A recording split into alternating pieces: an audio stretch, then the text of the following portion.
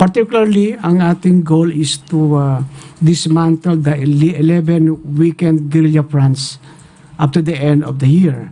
And this will also include dismantling 26 vertical units and party organs within the 27 sub-regional committees and 14 regional party committees.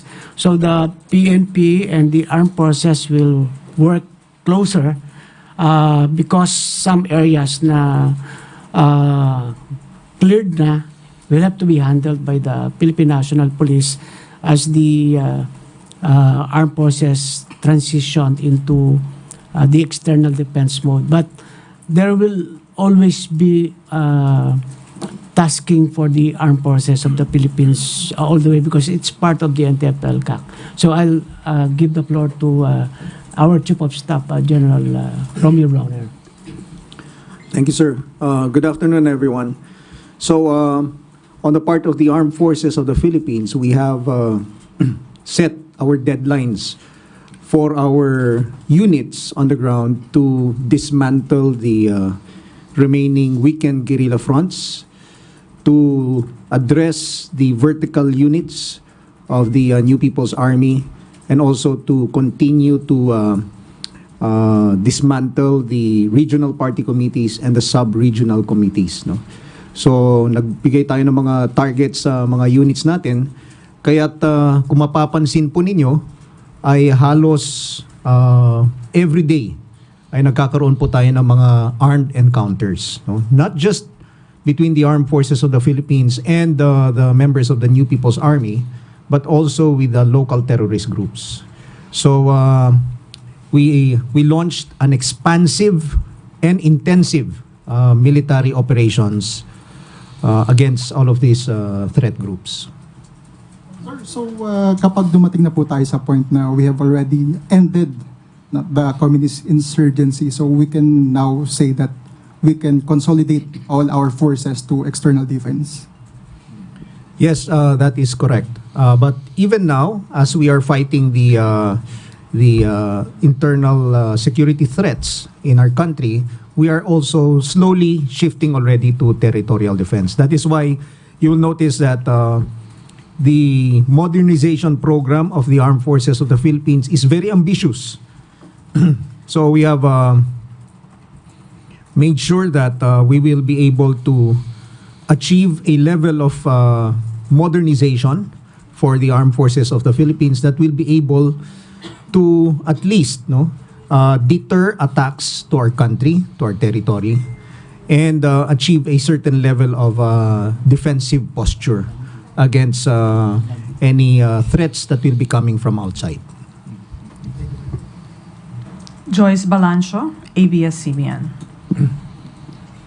Vice President Sara Duterte, as the co-vice chair, was she present during the EXECOM meeting? I'm just curious how the discussion went, because before she gave a statement urging the president to stop giving amnesty to communist rebels. Yes, she attended the NTF-ELCAC meeting this afternoon, and she's supportive to the president. And there was a very good discussion, particularly on the proposed roadmap and some actions that were have to be taken. So all along the meeting, I andon si Vice President. I believe yung sa against sa amnesty, we already explained to the Congress and Senate that the amnesty, kasi hindi lang siya, kasi pati yung mga senador at saka yung mga congressmen before, they don't want to have that amnesty to the rebels. But we explained to them that those be subjected to the amnesty are those more or less 40,000 CPP and PA that have already surrendered. Doesn't include yung mga nakakulong, at the same time yung mga nandun pa sa taas. Ibig sabihin yung amnesty is only involving those who already taking cognizance of their situation, and they went back to the folds of the law already. Kaya nakaramihan po dito, may mga iba po na mayroong mga warrant of arrest, yung iba nakakulong. Julie Aurelio, Philippine Daily Inquirer. First, just to clarify on that, the Proclamation 404 concurred by Congress said that those covered by the amnesty are former members of Yes. CPP-NPA. And what Secretary Anyo earlier said was the immediate amnesty was for remaining members of the CPP-NPA. Is this going to be under that same proclamation, or is this a new proclamation na? I believe yung aming discussion with the Senate of the Congress, they understand that those who will be giving the amnesties only for the 40,000 surrenders.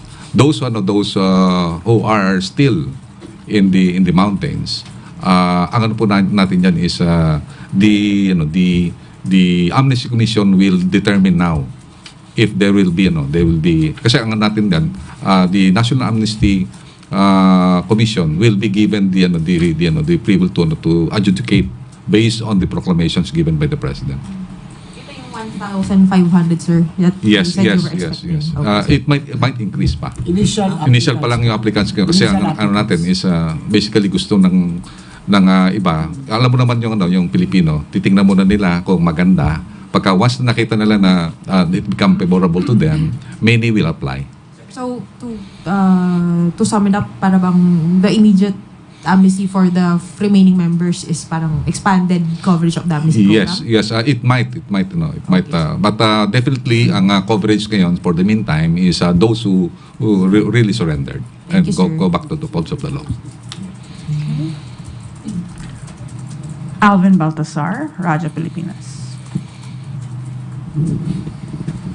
Secretary Anyo, magandang hapon po. Today po ba, ilan na lang po yung strong force ng CPP-NPA?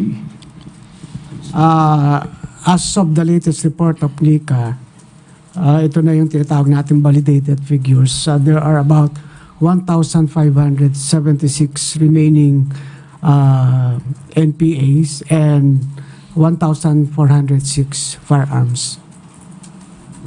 Kasama doon sa amnesty, kasama sa package, sir, yung automatic surrender nila yung mga armas sila. Well, first we have this ECLIP program. Bago naman yan mag-avail ng amnesty, dadaan yan sa ECLIP program. May remuneration din yung firearms. So, may mga surrenderies tayo na may firearms, merong wala. Ina-accommodate natin yan.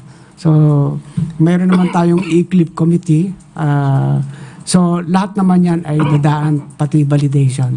But, sa conference kanina ay pinaghahanda na rin natin yung particularly DILG and DND na i-anticipate natin na magkakaroon tayo ng mga surrenderies within the coming weeks and months, and we expect na ito 1,576 ay pwedeng posibleng maging surrenderies. Sir, ihabol ka lang po. Sir, napag-usapan din ba sa meeting yung posibleng magkaroon ng intensyon yung mga magbabalik loob na maging part sila o maging integrity sila later on? Maging integrity? Wala yan sa mga pinag-uusapan, pero yan may mga programs tayo dyan na existing naman, meron tayong mga, like for example, with the MNLF before, naging increase yung CPLA napasok sa armed forces. So hindi yan nagtatapos lang dyan. Ang sabi nga natin ang objective natin is transformation of these people to become productive citizens of our country.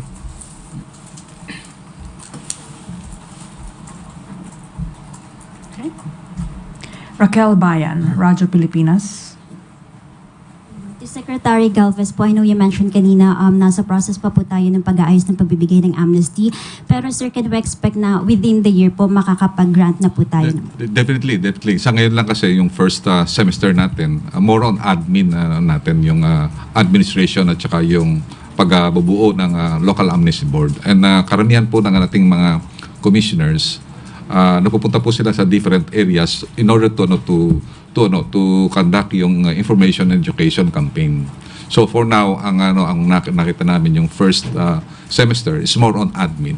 And then hopefully by the third quarter and fourth quarter, nandun na po yung mga tinatawag natin na submission of the amnesty application. Kaya po yung hiningi po namin kaya sa ating mahal na presidente is 2 years, kasi yung 1 year natin na nangyari noon no previous administration, naglapse po doon pa lang sa reorganization.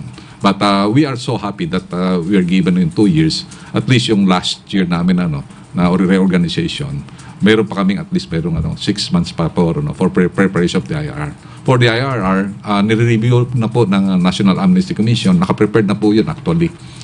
Ginagawa na lang po natin is binebet na lang po natin sa mga concerned agencies. Sir, if I may add. If I may add to the reply of the Secretary Galvez, part of the preparation also for the implementation of the amnesty program is the evolution of our halfway houses into peace centers. Diba? If you may recall, yung ating mga halfway houses, it is the facility kung saan nade-radicalize, natitrain, and nape-prepare yung mga FRs natin to go back to the mainstream society. So, with its evolution to peace centers, kasama rin yan sa and approved ng ating Pangulo during the last executive committee meeting, and we are already in the process of evolving these halfway houses to peace centers. So when the time comes na full-blown na yung ating implementation ng mga peace centers, we would expect that there would be a peace center at least in every province. So it would facilitate the implementation of the peace amnesty program. Okay. Jean, sorry. Sir, Go ahead. hingi lang po ako ng update. Last year po, the Philippine government signed a joint communique with NTF-ELCAC. 3 months or 4 months after the signing po, ano na po kayo ng mga nakita nating improvement on ground? Sa ngayon, natin na nagkakabibuild tayo ng constituency, isa na yung tinatawag natin na including sa international diplomacy, na we wanted to implore na kailangan natin talagang tapusin yung to end this armed conflict, because yung nga sinasabi ni Presidente na there will be no winner. So for us, I think the building of constitution, including yung ating member ng religious sector, we wanted to convey yung tinatawag nating public diplomacy that the use of armed struggle is already anathema to our society. We can solve a lot of issues peacefully. Yun ang inano namin, binibuild namin. And I believe we would like to convince the other side also that it's better to talk rather than to wage yung armed struggle. Okay, Jean Mangaluz, Inquirer.net. Good afternoon. Can you please elaborate on what the difference would be between the halfway house and the peace center?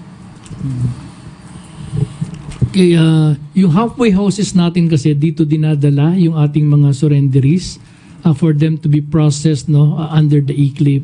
So part of the process is to first interview them so that the halfway house, the center manager would determine what particular interventions would be given to the FR.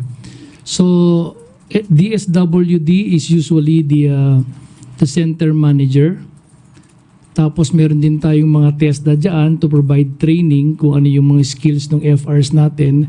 DOLE comes in also. Depending on the program that would be designed for a particular FR, dun ginagawa sa halfway houses yan. But yun lang yung proseso from surrendering, deradicalization, and preparation for them to go back to the mainstream society. So with the evolution to peace centers, parang one-stop shop na siya sa isang FR na nagbagong buhay. So all the processes that may be required of him or her to complete yung kanyang amnesty ay doon nagagawin sa mga peace centers. So at the moment, ang pilot na peace center na established na ay yun nandun sa Agusan del Norte. And there are 7 other provinces na ipapilot test ito with the aim of having at least 1 peace center per province. Can I add on that?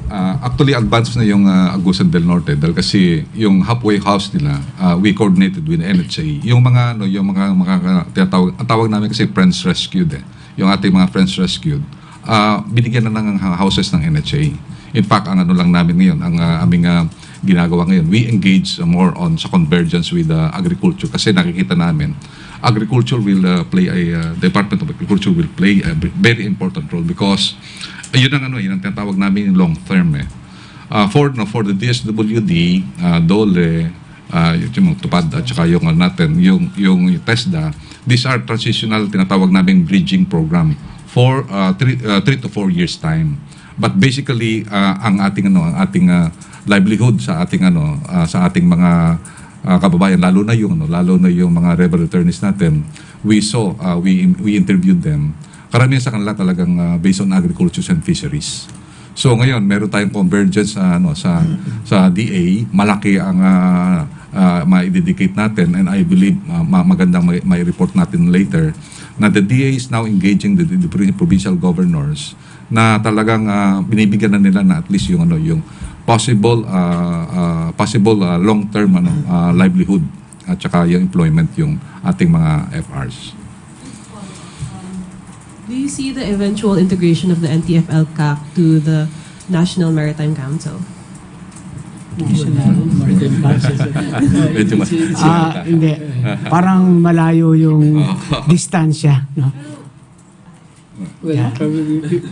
The National Maritime Council has different function and mandate. Okay, we have a question from Ann Soberano, Bomboracho.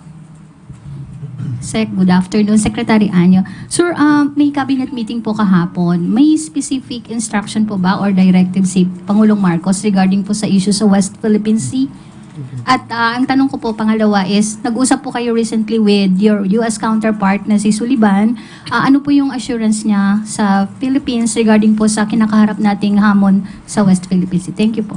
Well, first of all, yung cabinet meeting kahapon is not about West Philippine Sea or geopolitical issues, but it's more on the economic sector, particularly on the economic outlook for 2024 and beyond.